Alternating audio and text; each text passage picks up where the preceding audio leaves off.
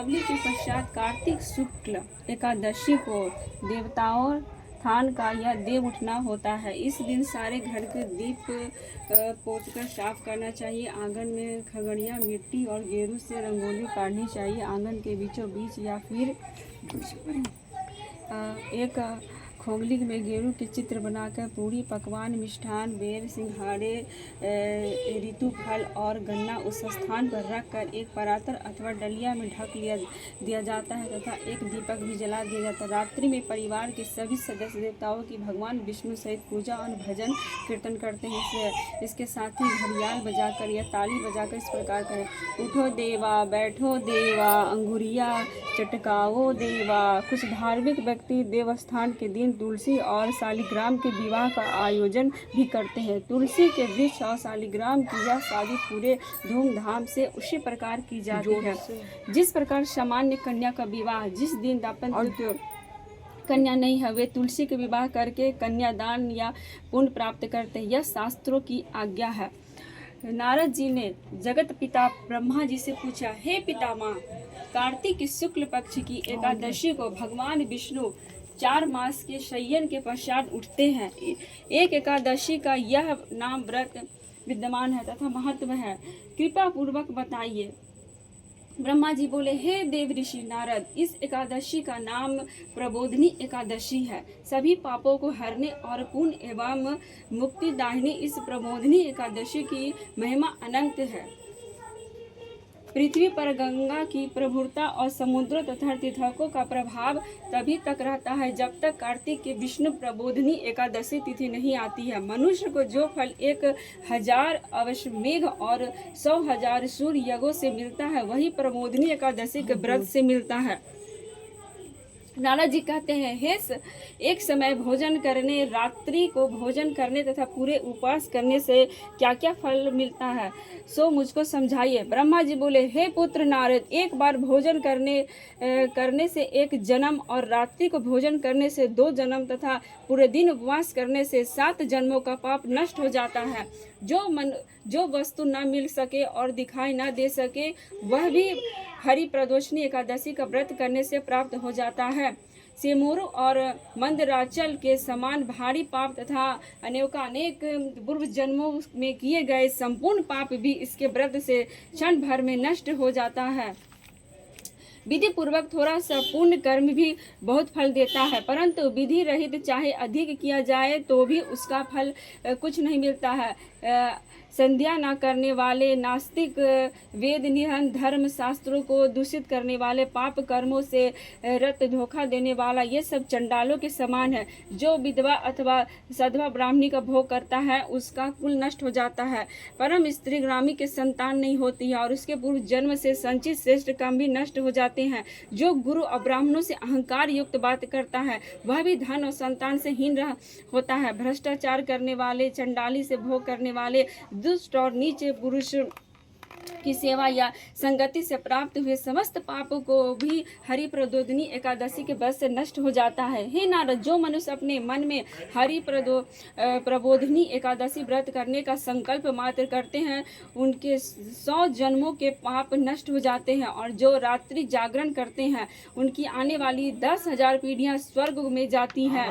वे नरक के दुखों से छूटकर प्रसन्नता के साथ विष्णु लोक को जाते हैं। ब्रह्मा इत्यादि जैसे पाप भी इस व्रत के प्रभावों से नष्ट हो जाते हैं। जो फल समस्त तीर्थों के समान से प्राप्त हो जाता है वह पुण्य इस एकादशी की रात्रि को जागरण करने से प्राप्त होता है। उसी मनुष्य का जीवन सफल है जिसने एक एकादशी का व्रत किया हो। ब्रह्मा जी ने आगे कहा, इस संसार में जितने भी तीर्थ हैं उन सबके स्नान दानादि का फल इस व्रत से मिलता है। अतः और सब कर्मों से त्याग कर भगवान से प्रसन्नतार्थ कार्तिक शुक्ल हरि प्रबोधिनी एकादशी का व्रत सभी को करना चाहिए। वही ज्ञानी, तपस्वी तथा जितेंद्रिय है और उसी से भोग तथा मोक्ष प्राप्त होता है। जो हरि प्रबोधिनी एकादशी का व्रत करता है उसके ने एक बार भी इसका व्रत नहीं किया वह मोक्ष का अधिकारी हो जाता है। मन और कर्म वचन तीनों प्रकार के पाप इस रात्रि को केवल जागरण मात्र से नष्ट हो जाता है। हरि प्रभु के दिन जो मनुष्य भगवान के प्रसन्नार्थ स्नान दान यज्ञांगित करते हैं, जो अक्षत पुण्य को प्राप्त करते हैं, इस एकादशी का व्रत करने से मात्र से मनुष्य के बचपन यौवन और वृद्धावस्था में किए हुए संपूर्ण पाप नष्ट हो जाते हैं। इस रात्रि के जागरण करने से फल चंद्र ग्रहण अथवा सूर्य ग्रहण के समय पुष्कर स्नान करने से 1000 गुना अधिक है। जो मनुष्य प्रबोधनी एकादशी का व्रत कर नहीं करते हैं उनके सब पुण्य व्यर्थ है। अतः हे नारद, तुमने भी विधि पूर्वक यत्न को याग इस व्रत में अवश्य करना चाहिए। कार्तिक के पूरे मास में धर्म परायण होकर जो व्यक्ति अन्न नहीं खाता है उन्हें चंद्रयान व्रत का फल मिलता है। हे देवर्षि नारद, अब मैं तुम्हें एक अत्यंत गूढ़ रहस्य की बात बताता हूँ। कार्तिक मास में भगवान धनादिन से उतने प्रसन्न नहीं होते हैं जितने ध्यान पूर्वक शास्त्रों में कहा गया है सुनने से होता है। कार्तिक मास में जो भगवान विष्णु की कथा का एक या आधा श्लोक भी पढ़ते हैं, सुनते हैं या सुनाते हैं, उनके 100 गायों के दान का फल मिलता है। अतः अन्य सब कर्मों को छोड़कर कार्तिक मास में मेरे सन्मुख बैठकर मेरी कथा अवश्य पढ़ना या सुनना चाहिए। इस मास में शास्त्रों में कथा कहने और सुनने से 10,000 यज्ञों का फल मिलता है और साथ ही सब पाप भी नष्ट हो जाते हैं। जो नियम पूर्वक हरि कथा सुनते हैं वे 1000 गोदान का फल पाते हैं। विष्णु के जागने के दिन जो भगवान की कथा सुनते हैं वे सातों दीपों समेत पृथ्वी के दान करने तथा फल पाते हैं। जो मनुष्य भगवान की कथा सुनने का पश्चात वाचक को अपनी सामर्थ्य अनुसार दक्षिणा देता है उनको सनातन लोक मिलता है।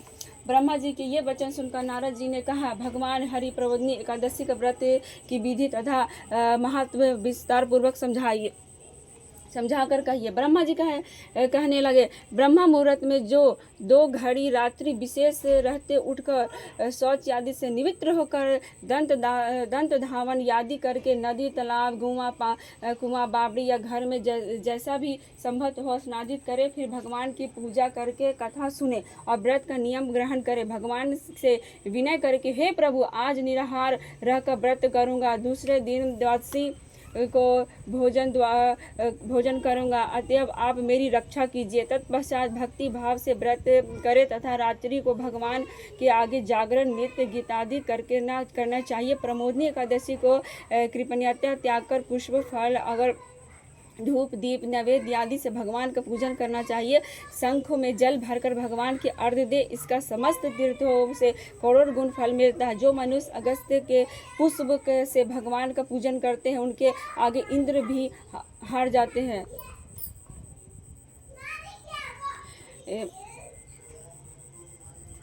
कार्तिक मास में बिलपत्र से भगवान का पूजन करने से भी मुक्ति प्राप्त होती है। कार्तिक मास में तुलसी से भगवान का पूजन करने वाले को 10,000 जन्मों का पाप नष्ट हो जाता है। तुलसी का दर्शन स्पर्श नमस्ते तुलसी रोपण जल से सिंचन और प्रतिदिन पूजन तथा आरती करने तथा कथा सुनने वाले करोड़ों युग तथा विष्णु लोक से निवास करते हैं। जो तुलसियों का पौधा लगाते हैं उनके कुटुंब में उत्पन्न होने वाले प्रलयकाल तथा विष्णु लोक में निवास करते हैं।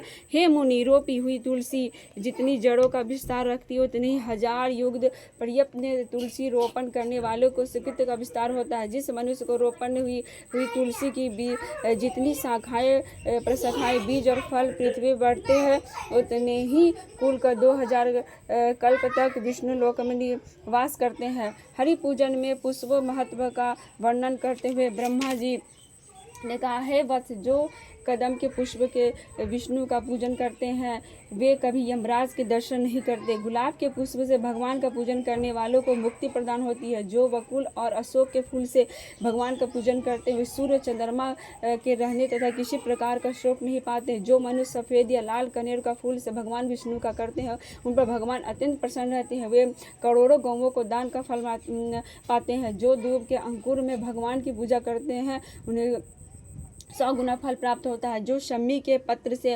अथवा चंपा के फूलों से भगवान का पूजन करते हुए मनुष्य फिर संसार में नहीं आते।